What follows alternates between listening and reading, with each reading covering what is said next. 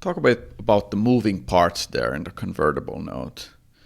So if you have an example of an investor, putting 100K, $100,000 into a company, both the parties, the company and the investor, sign a convertible note agreement where there's a 1 year maturity and you got 5% interest, 20% discount, and a 5 million valuation cap.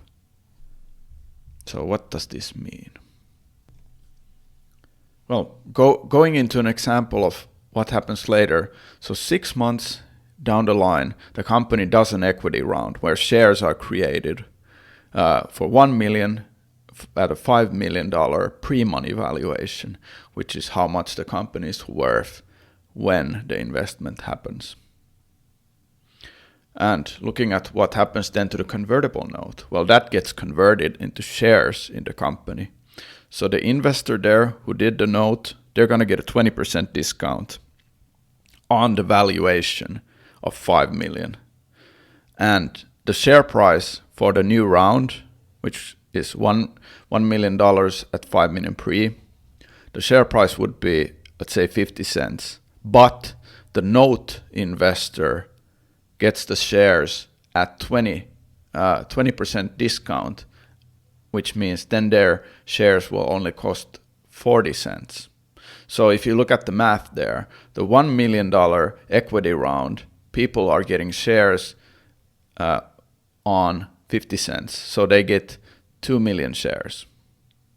And then the rest, the group who were in the convertible note, those investors, they're going to get basically a discount and also the interest on what they put in. Because if you remember in the previous slide, there was an interest rate also for the convertible of 5%.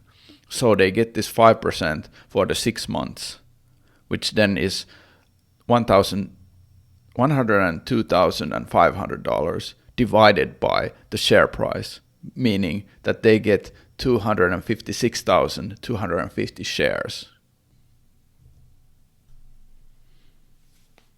Still, something that needs to be mentioned is the valuation cap.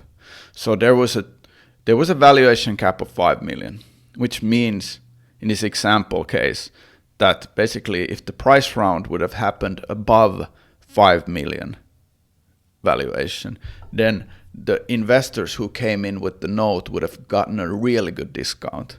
So here, let's say that the valuation cap in the note would have been 3 million. The note's investors' shares would have only been 30 cents. So huge discount there compared to what they were otherwise getting. So the company makes a hit product and then they raise at a 50 million valuation. Now it's 3 millions divided by 50 million. So there's a huge discount of 94%.